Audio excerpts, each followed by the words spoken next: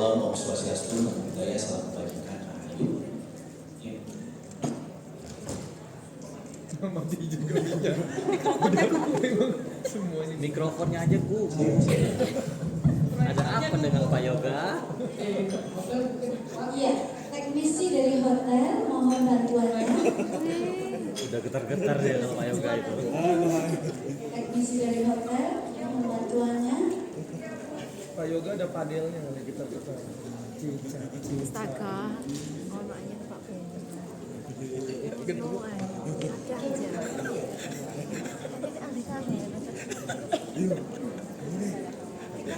Suaranya memang bener loh.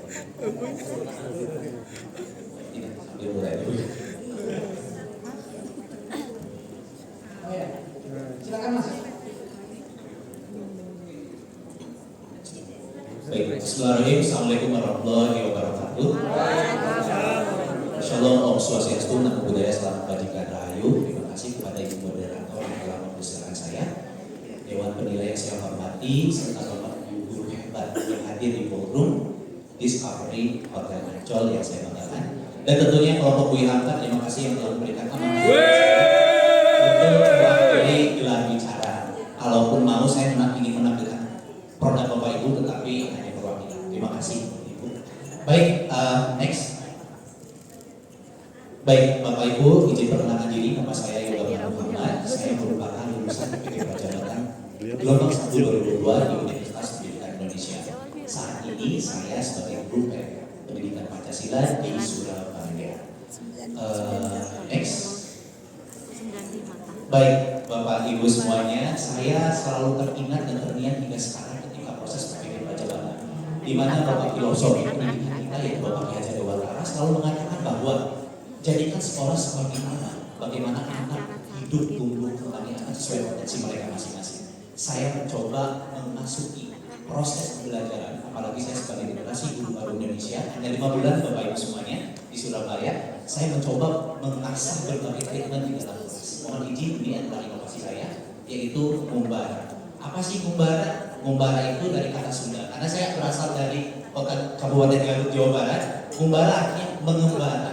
Saya mengajak anak-anak bukan hanya belajar di dalam kelas, tetapi kita coba belajar mengeksplor wawasan berkemandaran di luar kelas. Jadi saya mencoba mereka berpetualangan di luar kelas. Oke, next. Baik, saya mengutip salah satu teori bahwa pada prinsipnya kenapa saya menggunakan pembelajaran berdiferensiasi. Namun dalam panduan pembelajaran asesmen edisi revisi 2004 sebenarnya namanya sudah terdiferensiasi. Saya mengikuti konteks tema di PPDB Jatim. Nah dari sana bukan hanya sebatas mengelompokkan gaya belajar, tetapi kita berusaha mengakomodir, memfasilitasi keberagaman anak yang luar biasa Bapak Ibu semuanya. Saya yakin setiap anak di dalam kelas memiliki potensi dan nilai luar biasa. Lalu apa sih situasi? Kenapa inovasi Ngumbara bisa muncul? Next, Mas Bima. Baik, ini saya coba menganalisa di dalam kelas Bapak Ibu semuanya. Saya menggunakan teori Ali Buwanto dengan skala Likert, di mana ada 3 dasar kenapa inovasi Ngumbara bisa muncul Bapak Ibu semuanya. Yang pertama, ketika saya datang di Surabaya, saya awalnya dari proses asesmen diagnostik itu menjadi roh utama dalam pembelajaran terdiferensiasi. Saya analisis dari 12 kelas atau 348 siswa. Saya cukup shock ketika pembelajaran mekanis ternyata kategorinya itu 45%. Saya dalami lagi kenapa anak-anak tidak menyukai PKN. Saya tidak berarti mendiskreditkan guru sebelumnya, tapi saya melihat bahwa apa nih yang kurangnya, challenge-nya itu apa mereka anak-anak itu.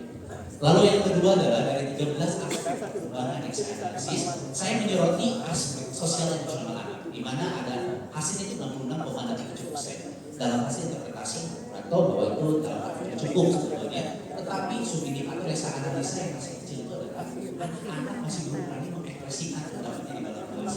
Ketika mempertanyakan mereka maksimal, mereka masih belum bisa bersosialisasi di dalam kelompok. Itu menjadi kalau saya sebagai guru PPKN, karena pada prinsipnya PKN bukan hanya sebatas knowledge saja, tapi caranya kita membangun behavior, personality sesuai dengan kebiasaan profil belajar. Lalu yang ketiga ini yang menjadi bagian saya mencoba Ngumbara ini bukan hanya karena keinginan saya. Ternyata dengan fakta rapor pendidikan sekolah itu ada 2 1 menit. Ada 2 indikator. Pertama adalah penguatan karakter, yang kedua adalah dukungan psikologisnya itu rendah dari 71 jadi 64%. Artinya seorang guru berusaha memanfaatkan dukungan psikologisnya dalam proses pembelajaran. Next.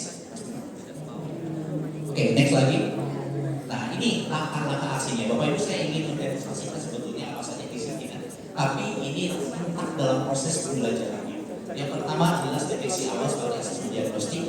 Yang kedua ada awareness. Saya kasih beberapa materi di sini konten-konten materi bukan hanya satu gaya belajar, tidak. Saya memberi semua keberagaman itu biar anak-anak adaptasi dan mencoba. Lalu yang kedua adalah bentuk cerita. Dari awal ternyata saya arahkan melakukan cerita. Menurut Erik, ternyata langkah efektif untuk anak-anak supaya berani berpendapat itu adalah bercerita. Lalu yang ketiga adalah adventure. Nah ini goalnya. Saya ajak anak-anak cari harta karun di luar kelas, cari poin-poin skater. Next. Oke, nggak ada waktu. Ini next lagi, Mas Bima. Next. Nah ini hasil refleksi saya lakukan pengimbasan pembelajaran seperti apa. Saya asesmen terbaru saya ada ternyata ini hasil refleksi. Next lagi. Jadi bukan. Alhamdulillah saya sudah disemanisasikan. Alhamdulillah saya sudah sosialisasi di Radio Republik Indonesia Surabaya. Lalu yang kedua saya sudah dibahaskan komunitas belajar di sekolah saya. Lalu yang ketiga saya sudah berkolaborasi dengan dinas pendidikan melakukan sosialisasi kepada seluruh guru dan kepala sekolah di Surabaya. Next. Itu saja Bapak Ibu, sebetulnya saya ingin banyak menyampaikan keserempetnya. Tapi paling tidak apa yang membuat ini berdampak 93,4% menunjukkan bahwa anak-anak sangat senang untuk bahwa ini pembelajaran yang bermanfaat. 93,3% mengatakan bahwa anak-anak mulai berani untuk belajar. Itu saja.